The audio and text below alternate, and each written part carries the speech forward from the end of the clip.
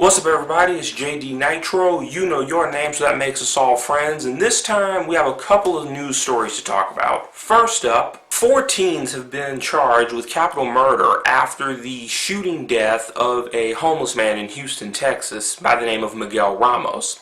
These 4 teenagers, 2 of them are 18, 1 is 16, and 1 is 17, were out on the city cruising around looking for prostitutes to rob. They couldn't find any. They spotted Miguel Ramos buying a rotisserie chicken from a local food truck. They followed him for several blocks, got out of the vehicle with the intent to rob him. They thought he had money because they saw him buy the chicken. What they didn't know is the owner of the food truck gave Ramos the chicken on credit because he happened to know him. The teens got into a physical altercation with him. One of the 18-year-olds then shot him dead. He was pronounced dead at the scene. As it turns out, the only money Ramos had on him was $1. They killed a man for $1. That is screwed up beyond belief. But also what's screwed up is originally they were cruising the city looking for prostitutes to rob and couldn't find any. That is amazing, because in any major city, anytime after the sun goes down, you should be able to find at least one prostitute. Has the city of Houston successfully gotten rid of all their prostitutes? Because if they have, that should be national news. Now, the 4 teenagers have turned themselves into police, and the Houston Police Department believes that these same 4 teens are also responsible for 3 home invasions that took place in March. Now, the 4 teens have said the reason why they were out looking for people to rob is because one of the 18-year-olds has a 1-year-old daughter, and he's been out of work now for over 3 months. I don't think that excuse is going to hold one drop of water in court. What do you guys think?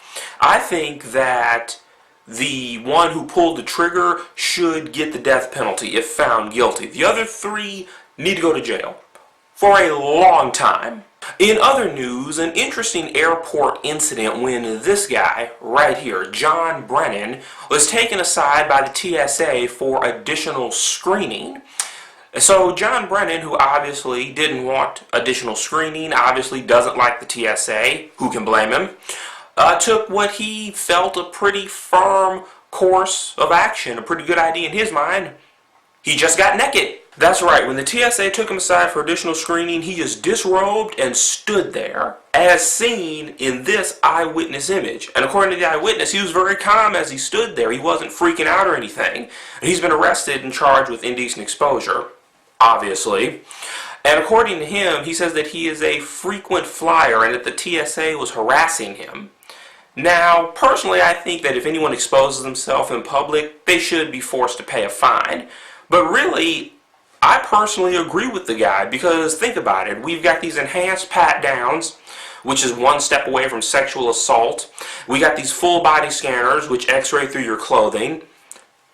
Really and truly, I think that Brennan was saving time, trying to be a little more efficient so he could get on his flight. In any case, I think he should have to pay a fine, and that's it. The only harm that came out of this was people in the airport saw this guy naked. Yee! And that's going to do it for this installment of Nitro News. Remember to like, comment, and subscribe. The official order for doing things. I'm out.